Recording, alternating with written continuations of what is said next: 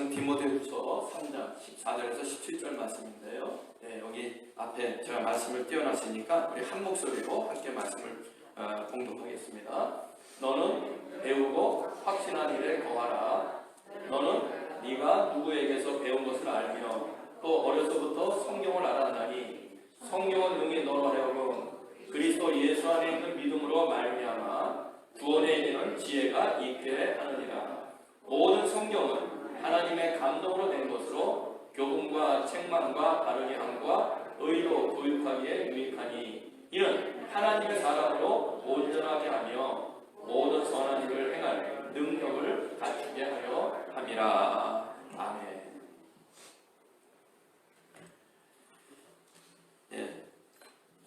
오늘부터 저희들은 신앙의 본질로 들어가고자 합니다.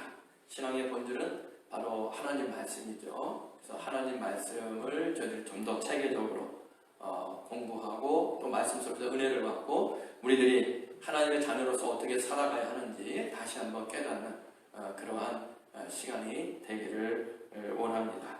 그래서 먼저 오늘은 성경을 왜 읽어하는지 또 성경을 어떻게 공부해야 하는지 또 성경은 우리에게 무엇을 이야기하고 있는지 이런 부분에 대해서 서론적으로 간단하게 여러분과 함께 나눠보도록 하겠는데요. 먼저 성경을 공부하는 성경을 읽는 그러한 시작을 우리가 어떻게 될 것인가. 저희 여러분들 우리가 지금 이 워싱턴주의 브레머턴이라고 하는 도시에 살고 있는데요. 한국에서 브레머턴이라고 하는 도시를 평상시에 알고 있던 분은 아무도 없었을 것입니다. 저도 마찬가지, 여러분도 마찬가지고요.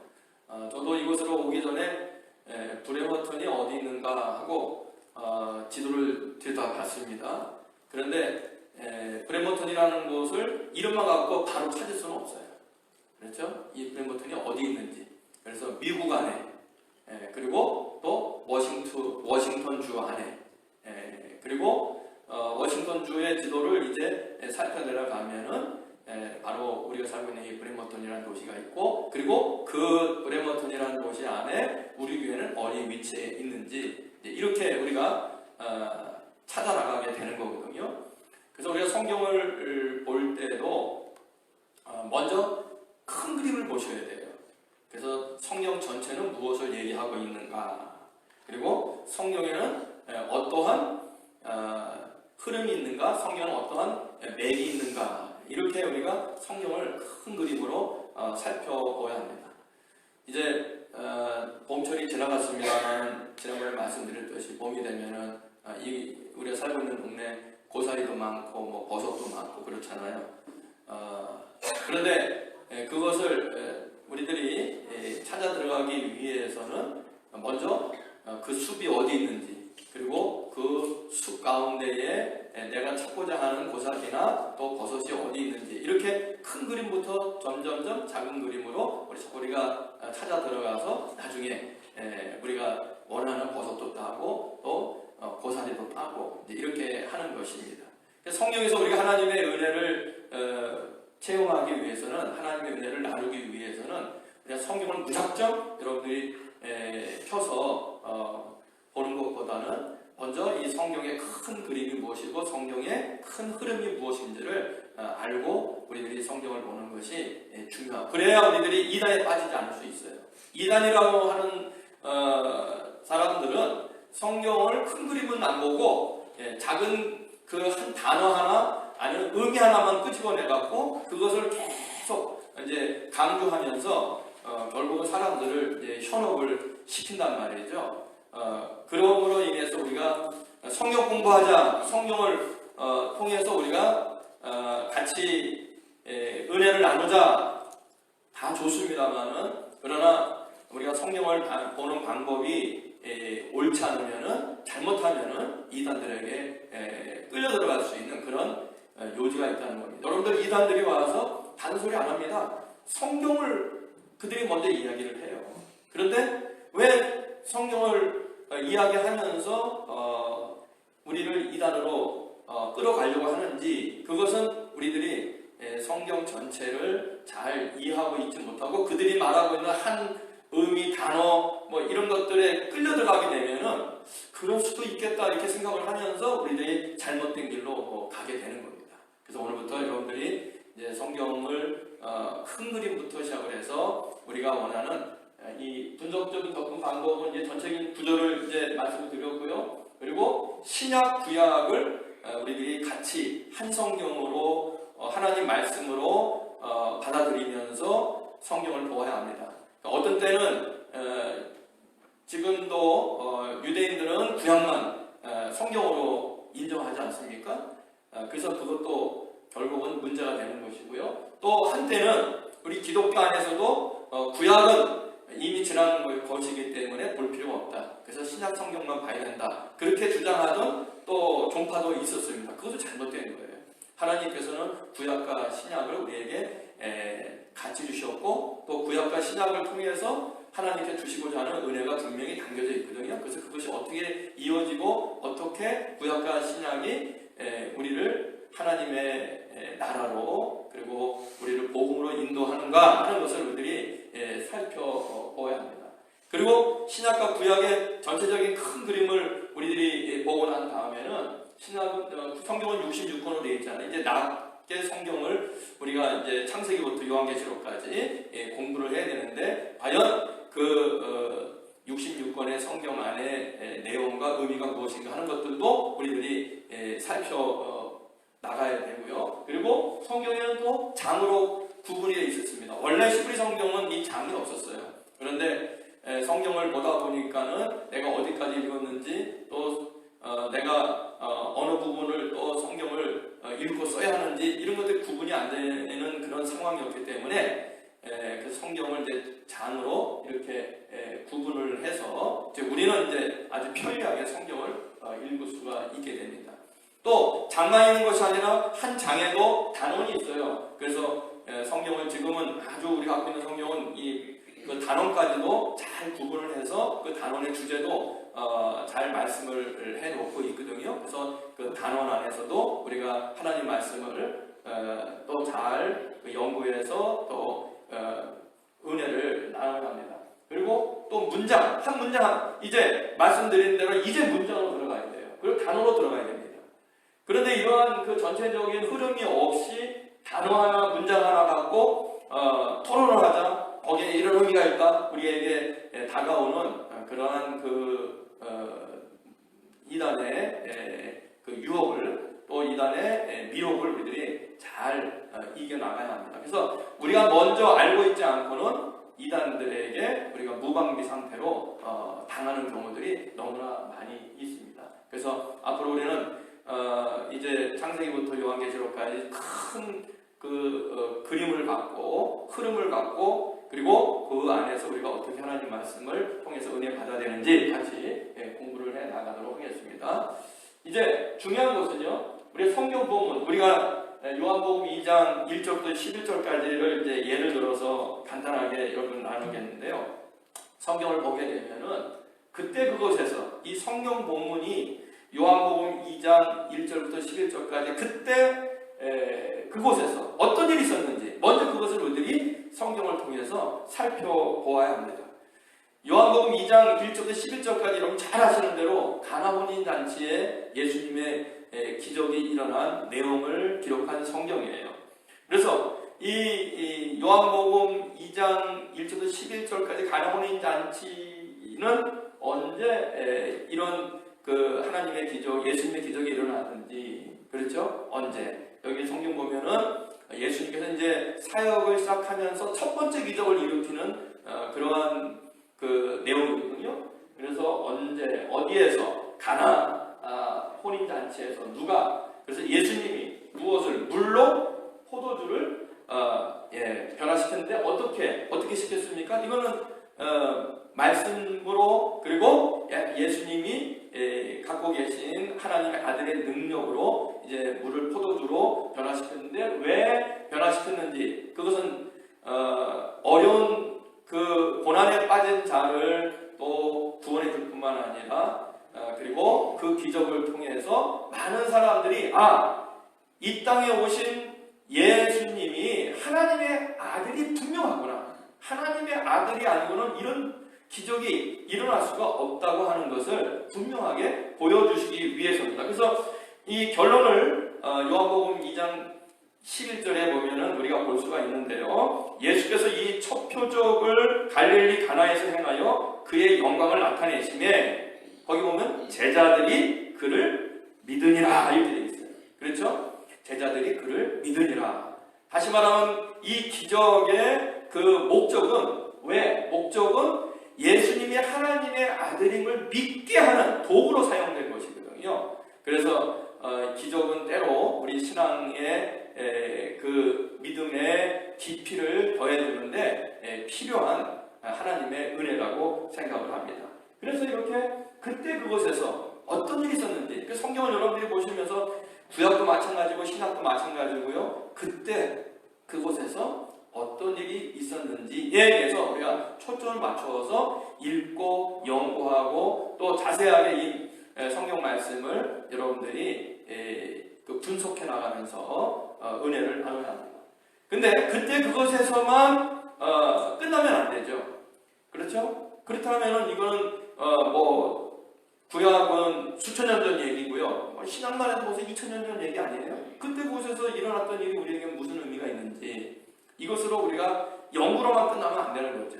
바로 이제 적용을 해야 되는데요. 한번 따라해 보세요. 지금 여기서에 대해서 우리들이 묵상하고 적용을 해야 합니다. 그때 그곳에서 있었던 일이 지금 여기서 나에게 무슨 의미가 있는지, 오늘날 우리의 삶 속에 그때 그곳에서 있었던 하나님의 능력의 사건, 예수님의 능력의 사건이 오늘 여기서 우리에게 무슨 의미가 있는지 이거를 갖다가 우리가 잘 적용하고 그리고 묵상을 해야 합니다. 그래서 어떻게 하나님께서 나를 구원하여 하나님 자녀 삼으셨는가 하는 것이죠. 요한복음 가나온 잔치에 있었던 이 사건만 우리가 놓고 보더라도 하나님께서 나를 어떻게 구원하셔서 어렵고 힘든 일을 해결해 주는 것도 일종의 삶의 구원이거든요. 여기 보면은 예수님은 뭐 대가 받은 거 없으세요. 그렇죠? 여러분, 예수님께서 야, 내가 너희들 모자라는 포도주를 물로 만들어 줄 테니까 아마 이 포도주 6항아리에 너희들이 다 채워서 사용하려면은 글쎄 한 항아리에 예를 들면은 10만 원 정도의 100불 정도의 포도주를 사다가 부어야 될 것이다. 그러니까 6항아리면 600불 정도 되는데 10분의 1만 안 돼.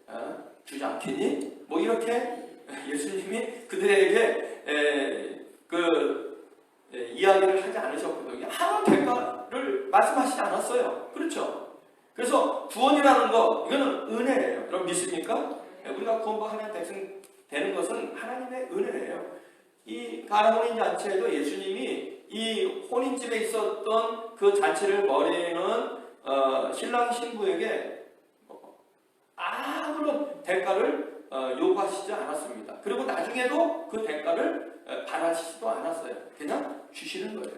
하나님은 하나님의 자녀들에게 은혜로 하나님의 자녀 삼아주시고 그리고 어렵고 힘들 때에 우리에게 그 모든 것들을 해결해 주시는 그러한 놀라운 사랑과 은혜, 이것을 우리에게 주실 여러분들 믿으시기 바랍니다. 그래서 하나님께서 어떻게 은혜로 우리를 구원시켜주고 은혜로 우리를 이끌어 나가시는 거거든요. 어떻게 하나님 참자녀로 살아갈 것인가? 그렇죠. 이 하나님 말씀을 우리가 그때 그곳에서 있었던 일을 통해서 지금 여기서 나는 어떻게 하나님의 참자녀로 살아갈 것인가? 여기 보면은 요한복음 아까 말씀드린 가나 혼인 잔치에 보면은 참자녀로 살아갈 것인가? 그러니까 진정한 크리스천으로 우리는 어떻게 살아갈 것인가? 하나님의 백성으로 우리는 어떻게 살아갈 것인가? 여러 가지 많은 그러한 이야기들을 우리가 여기서 할 수가 있겠습니다만은 저는 하나님의 은혜를 받은 자들은 하나님께 영광을 돌려야 하는 줄 좀 믿으시기 바랍니다. 그렇죠? 하나님께 영광을 돌려야 돼요. 하나님께서 우리를 구원하시고 우리에게 구원의 은혜를 베푸시는 것은 그렇죠? 우리가 하나님의 은혜를 체험하고 난 다음에 하나님께 영광을 돌리기 위해서거든요. 그래서 우리가 무엇을 하든지, 그렇죠? 먹든지 마시든지 무엇을 하든지 다 하나님의 영광을 위하여 할 때에 하나님 기뻐하시고 우리에게 베풀어주는 은혜가 계속 지속적으로 주어지는 줄 믿으시기 바랍니다. 그리고 어떻게 하나님의 복을 우리가 누리며 살 것인가? 여러분, 제가 지난번에도 말씀드렸어요. 우리는 하나님 복할 때에 한 가지씩만 생각을 할 때가 많이 있어요. 그러나 하나님의 복은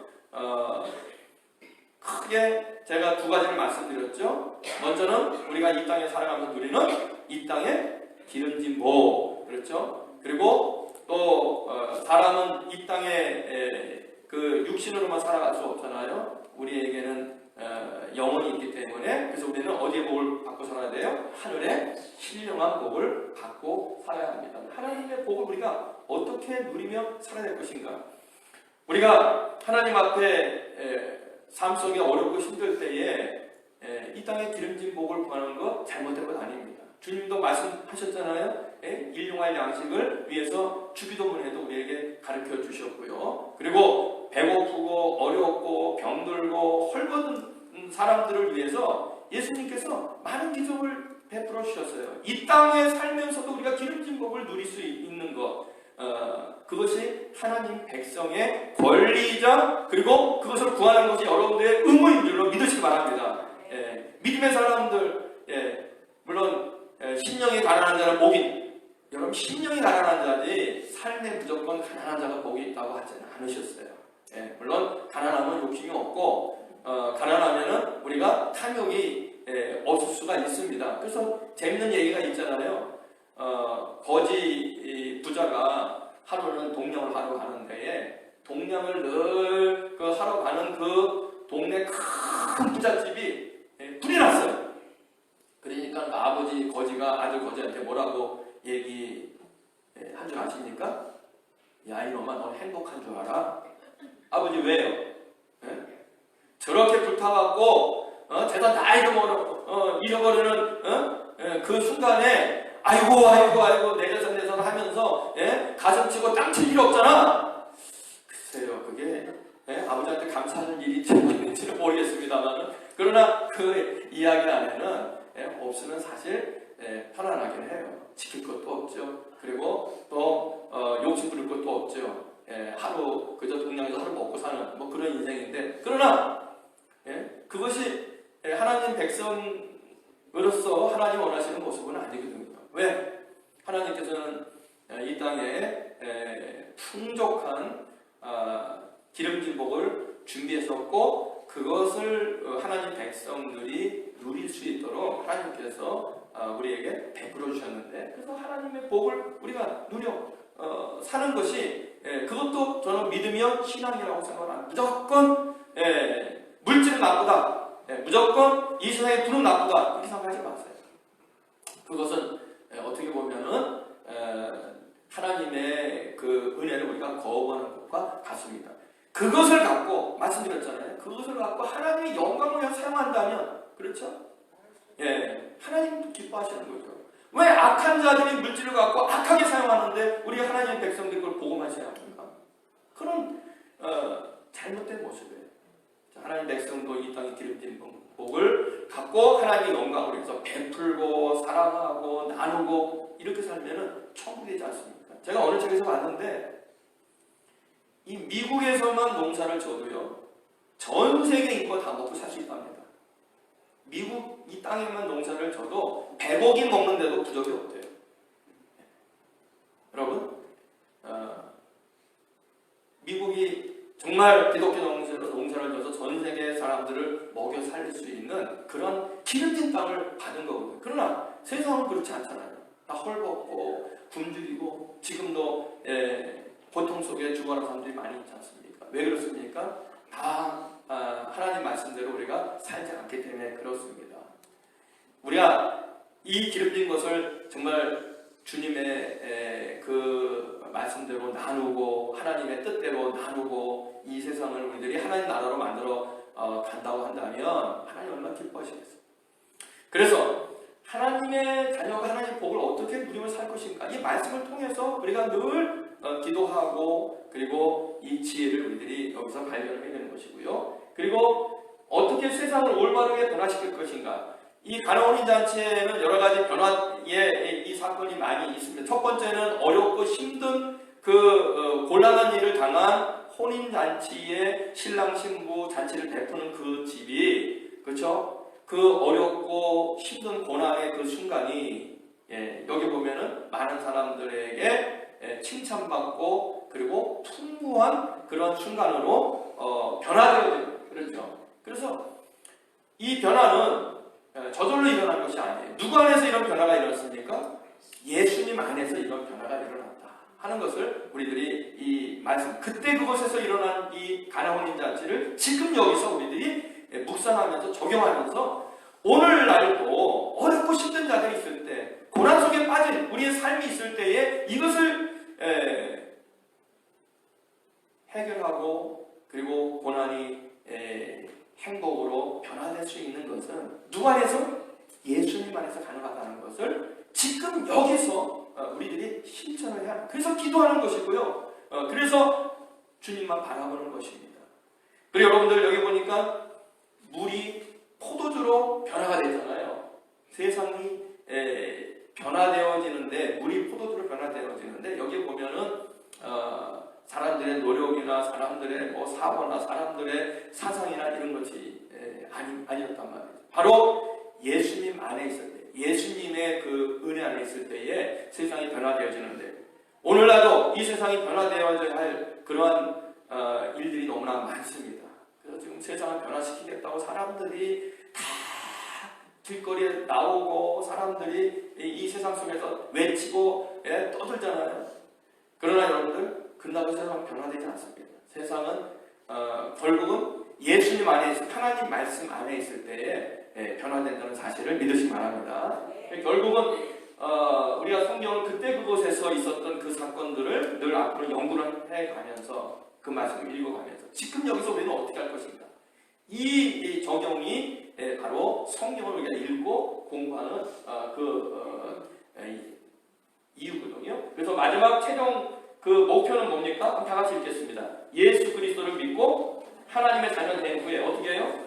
말씀을 삶에 적용하고 신앙과 삶을 갱신, 우리가 새롭게 변화시켜야 된다는 이야기입니다. 그래서 하나님 말씀 읽고 변화가 되지 아니하면, 우리 삶이 달라지지 않으면 아무 소용없는, 그렇죠? 여러분들 하나님 말씀 많이 읽는다는 분들이 있습니다. 하나님 말씀을 많이 암송한다는 분들이 있습니다. 하나님 말씀을 많이 연구한다는 분들이 있습니다. 그러나 그것으로 끝나면 안 돼요. 그것이 바로 우리 신앙과 우리 삶을 변화시켰던 이 변화의 모습으로 드러나야 된다는 것이죠. 바로 물이 포도주가 되듯이, 물은 아무런 맹물, 아무런 맛도 없어요. 그러나 포도주에 독특한 맛이 있잖아요. 그리고 또 가치가 있잖아요. 결국은 우리 삶이 예수님 안에서 변화되어지는, 그래서 가치 있는 그 변화가 우리들에게 일어나지 않으면, 우리 하나님 말씀을 읽고 연구하고 공부하고 또 이것을 갖다가 우리가 외우고 쓰고 이런 것들이 아무런 의미가 없단 말이죠.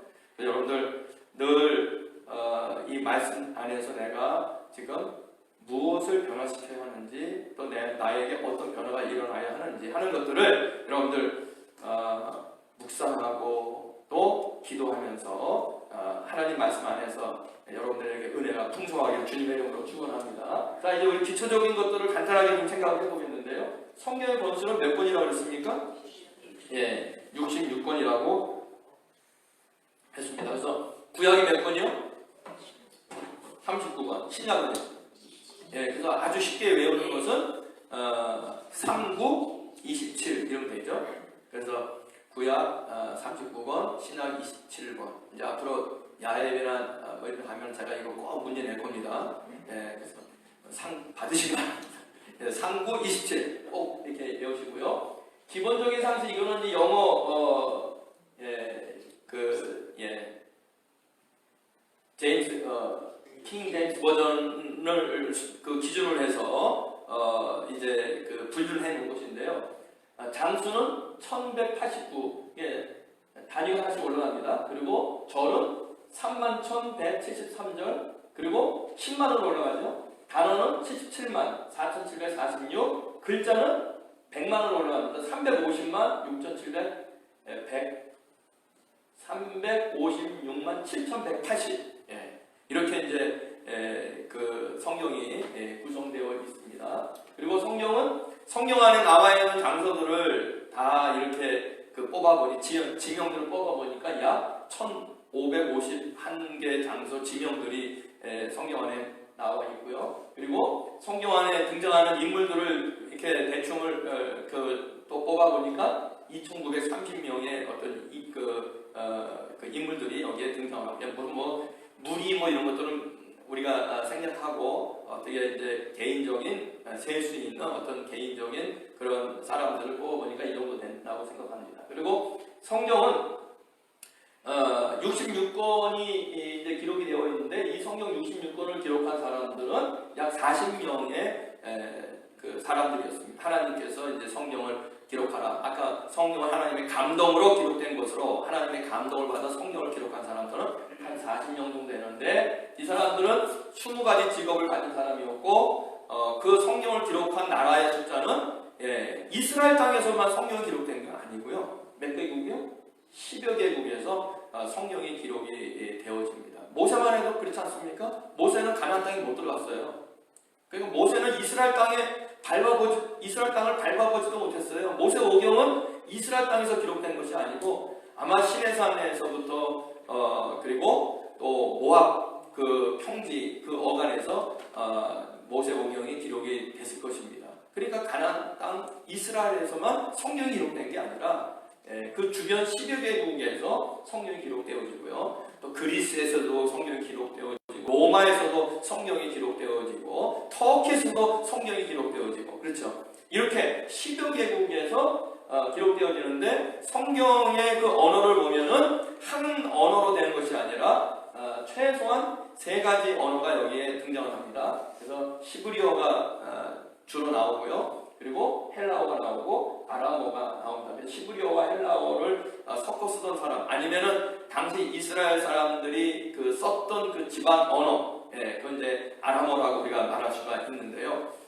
그래서 이 세 언어는 기록이 되어 있다 생각하시면 됩니다. 그래서 가끔 보면은 신약 성경을 헬라어로 되어 있는데 가끔 달리다고 에바다 이런 말들이 나오거든요. 이거는 다 이제 아람어입니다. 그 당시에 일반인들이 썼던 그런 언어를 이제 아람어라고 하는데요. 어떻든 간에 시브리어, 아람어, 헬라어 이 3가지 언어로 성경이 기록이 되어져 있고 그리고 이 성경은 한 1600년 동안 기록이 되어졌습니다. 그래서 모세부터 시작을 해서 마지막 요한계시록을 기록했던 요한까지 그 창세기부터 요한계시록까지의 성경을 기록한 연수를 우리가 따져보면 한 1600년 정도 된다 이렇게 생각을 하시면 되겠습니다. 놀라운 것은요 1600년 동안 그렇죠? 10개국에서 다른 언어로 40명의 사람들이 성경을 기록했는데 이 성경의 흐름과 성경의 맥이 흔들리지 않았다는 거예요. 이게 기적 중에 기적입니다. 그렇죠? 수 없는 기간 동안 수많은 사람들이 수많은 나라에서 성경을 기록했는데 그 성경이 말씀하고 있는 그 맥이 흔들리지 않았다. 분명하다. 그것은 이 성경을 기록할 때 사람의 능력과 사람의 생각으로 기록한 것이 아니라 성경을 기록하게 된 한 분, 그렇죠? 성령의 감동. 이 모든 사람들을 그 오랜 기간 동안 수많은 사람들을 감동시킨 거예요. 그래서 이 성경의 흐름과 내용을 흔들리지 않도록 성경을 기록하게 하셨다. 그래서 성경은 참 하나님의 감동으로 된 말씀이다 하는 것을 우리가 생각을 하고요. 자, 성경의 가장 핵심은 뭐냐면 바로 성경의 큰 맥은요. 큰 맥은 바로 예수 그리스도이십니다. 그렇죠? 그래서 말씀드린 대로 구약 성경을 갖고 있는 유대인들은 아직도 예수 그리스도를 메시아로 인정하지 않지만은 그러나 그 사람들은 성경을 잘못 이해하고 있는 거죠. 성경은 구약과 신약을 같이 우리가 하나님 말씀으로 볼 때에 그 신약과 구약을 꿰뚫고 있는 큰 뼈다라고 그럴까요? 아니면은 그 물줄기라고 그럴까요? 큰 맥이라고 그럴까요? 그것은 예수 그리스도인 줄로 믿으시기 바랍니다. 그래서 저는 예수 그리스도는 복락원 건설자다. 저는 그렇게 의미를 붙였어요. 복락원, 신락원의 반대말입니다. 바로 하나님이 만들어 주신 에덴 동산의 하늘나라의 복을 이 인류가 잃어버리지 않았습니까?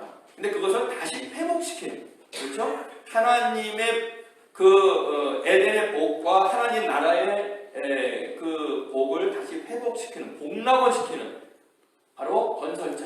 누구십니까? 하나님 메시아 예수님에 대한 초림예언, 그리고 예수님이 이 땅에 오실 것이다. 구약 성경에는 수없이 하나님의 메시아 아들 예수 그리스도께서 오시고자 하는 그러한 그 예언들이 기록되어 있고요. 그리고 신약에는 이 하나님께서 이 세상을 다시 하나님의 나라로 회복시킬 하나님의 메시아가 와서 이런 사역을 했다. 복음서예요. 마태, 마가, 누가, 요한도 이렇게 사역을 하셨다. 그리고 앞으로 이 땅을 새하늘 새 땅으로 인도하기 위해서 다시 오실 것이다. 그래서 요한계시록 마지막에 부분을 하면 주 예수여 어서 오시옵소서. 뭐라고요? 마라나타, 이렇게 우리가 고백하지 않습니까?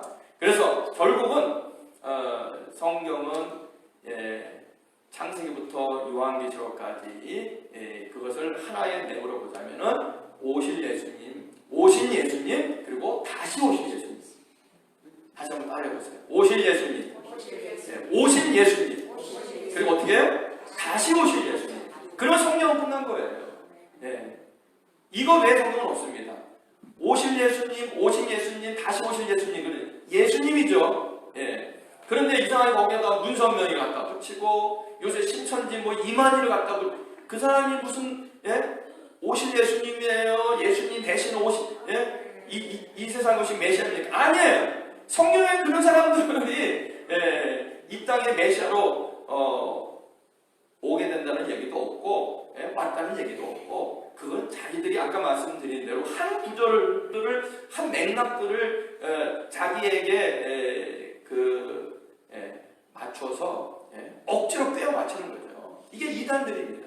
그래서 여러분들 성경을 통해서 다른 거 없어요. 오실 예수님에서 말씀하고, 오신 예수님에서 말씀하고, 다시 오실 예수님에서 말씀하면 그 나머지 거는 몰라도 괜찮습니다. 사실은 몰라도 괜찮습니다. 하나님 여러분들 책망하지 않을 것입니다.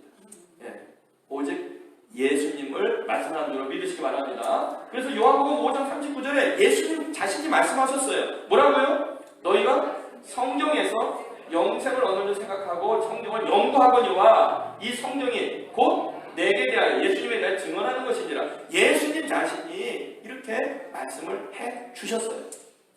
성경에서 뭐 너희들이 얻으려고 연구 많이 하는데 그거 다 너희들 쓸데없는 일이다. 성경은 오직 누구에 대해서? 나에 대해서 얘기하는 것이다. 누구 말씀입니까? 예수님 말씀입니다. 그러므로 이게 성경을 한마디로 우리 요약해서 성경을 한마디로 선포해주는 말씀입니다. 그래서 예수님에 대해서 성경은 말씀하고 있음을 여러분들이 꼭 명심하시고, 앞으로 우리 성경 공부를 하면서도 예수님 중심으로 성경 공부를 우리가 할 것입니다. 그래서 예수님을 더 알아가는 그런 여러분 되시길 바라고요. 자, 이제 간단하게 더 말씀드리자면 성경은 예수님에 대한 증언인데, 예수님에 대한 증언을 하면서 우리를 이제 어떻게 만들어 나가냐 하면요, 2장 2사 한번 읽어보겠습니다. 성경은 멸망으로 가는 인간들을 어디로? 천국으로 인도하는 구원 지도이다 그랬죠. 제가 지난 시간에 말씀드렸습니다. 내비게이션이다. 오늘 지도다. 내비게이션이다. 그렇죠? 그래서 예수님께서 말씀하셨어요. 나는 길이요. 어디 가는 길입니까, 여러분들? 그거를 분명히 하셔야 돼요. 나는 길이요. 말씀하셨어요. 나는 길이요.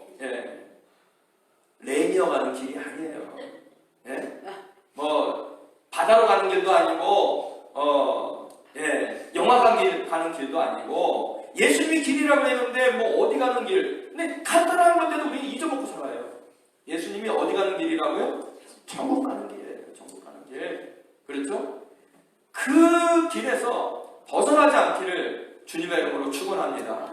천국 가는 길에서 벗어나지 마야죠. 엉뚱한 길로 가면 다 멸망이에요. 나는 길이요 진리요 생명이니, 그렇죠? 나로 말미암지 않고는 아버지께 올 자가 없느니라. 예수님을 말하는 성경이 바로 그 성경을 열심히 보게 되면 우리는 어느새 천국으로 와 있는 거예요. 여러분, 성경 속에 천국이 보이는 줄로 믿으시기 바랍니다. 성경을 읽으면 우리는 나중에 눈 깨어보면 천국에 와 있는 것이거든요. 천국 가는 구원지도 내비게이션이고요. 또 읽어보겠습니다. 시작. 성경은 성도들을 어떻게 해요? 성숙시키고 온전하게 교육하는 명심보감이다. 여러분, 명심보감 알죠? 우리 어렸을 때에 이 명심보감 이런 것들을 좋은 글들을 많이 읽었습니다. 그렇죠? 뭐 명언이라고 하기도 하고 또 우리들에게 주는 뭐 여러 가지 많은 좋은 글들 외우고 했는데, 여러분, 바로 성경이 우리들을 성숙하고 온전하게 하는 명심보감인데요. 한번 아까 우리가 읽은 말씀이거든요. 빨간 줄만 읽겠습니다. 성경은 어디로 인도한다고요? 그리스도 예수 안에 믿음으로 말미암아 구원에 이르는 천국 가는 지도고요. 그리고 성경은 하나님 감동으로 되어서 우리를 어떻게 한다고요? 교훈, 책망, 바르게 함과 의로 교육하게 유익하니 하나님의 사람을 어떻게 만들어요? 온전하게 만든다. 우리를 온전하게 만든다. 그래서 여러분들, 자녀를 이 세상에 우리가 낳아서 키우는데요. 낳아서 키운데 그냥 내버려 두면 안 됩니다. 그렇죠? 얘네들을요, 저 숲속에다 그냥 내버려 두면은 짐승하고 똑같아지잖아요. 늑대 소년 아시죠? 예? 늑대 인간 아시잖아요. 그래서 어떻게 아이가 잘못 밀림에 떨어졌는데 늑대가 키운 거예요. 젖을 먹이고. 나중에 보면 걔가 늑대가 되겠어요. 이게 인간이에요. 예. 늑대와 하면 늑대가 되는 겁니다. 하나님의 말씀으로 살면 하나님의 백성이 되는 줄로 믿으시기 바랍니다. 그래서 하나님의 사람으로 온전하게 우리가 변해야 돼요. 우리가 교회만 다닌다고 진정한 크리스천이 되는 게 아닙니다. 그렇죠? 하나님 말씀 안에 있어야 합니다. 그래야 하나님의 백성 되는 줄로 믿으시기 바랍니다. 예. 하나님 말씀을 통해서 우리가 온전하게 되어야 되고요. 자, 그래서 이 하나님 말씀을 통해서 우리가 성숙해야 되고, 아까 성숙한 성도, 괜히 저절로 되는 거 아니에요. 교회만 성경책 끼고 이렇게 30년 당겨보세요. 성숙해지는. 이걸 펴서 읽고 말씀 속에서 우리가 은혜를 받고 이 말씀대로 살려고 노력을 해야 성숙해지는 거거든요. 끼고 다닌다고 되는 거 아닙니다. 아무 성경 끼고 다니지 마시고 피시기 바랍니다. 네? 읽고 쓰고 묵상하세요. 그러면 우리는 정말 성숙한 성도, 하나님의 백성이 될 수 있습니다. 마지막, 이 성경은 너무 귀해요. 오늘날 이 세상은 너무 악하잖아요. 이 세상은 병들어가잖아요. 뭐 병들지 않은 곳이 없어요. 그렇잖아요. 그래서 요새 세상 보면 다 뭐라고 그래요? 말세다 그러잖아요. 이 세상은 병들어서 다 지금 이제 멸망을 가는데, 결국은 이 세상을 치료하고 회복시키는 약이 있어요. 약. 그 약이 무슨 약입니까? 구약과 신약이에요. 물론 이건 단어를 우리들이 워드플레이 하는 건데, 구약과 신약. 이 세상을 치료할 약은 바로 성경 안에 있는 구약과 신약. 구약과 신약대로 우리가 살면은요, 이 세상은 치료됩니다. 이 세상은 하나님 나라로 회복이 되어집니다. 복된 행복한 세상으로 변화되는 줄로 믿으시기 바랍니다. 이게 하나님 말씀이 우리에게 주신 은혜입니다. 자, 이제 이 말씀을 이제 다음 주부터 저희들이 또 체계적으로 또 깊이 있게, 그리고 또 이 말씀을 통해서 우리가 하나님의 놀라운 살아계신 그 역사와 은혜를 우리가 깨닫고 또 하나님을 찬양할 것입니다. 여러분, 하나님 말씀 더 가까이 하시고 하나님 말씀 통해서 승리하는 여러분 되시기를 주님의 이름으로 축원합니다. 자, 이 시간에 우리 주기도 먼저 드리고요. 그리고 우리 찬송 같이 한잔 하시고 예배를 마치도록 하겠습니다. 네, 주기도문 드리겠습니다. 하늘에 계신 우리 아버지여, 이름이 거룩히 여김을 받으시오며 나라가 임하옵시며 뜻이 하늘에서 이루어진 것 같이 땅에서도 이루어지이다.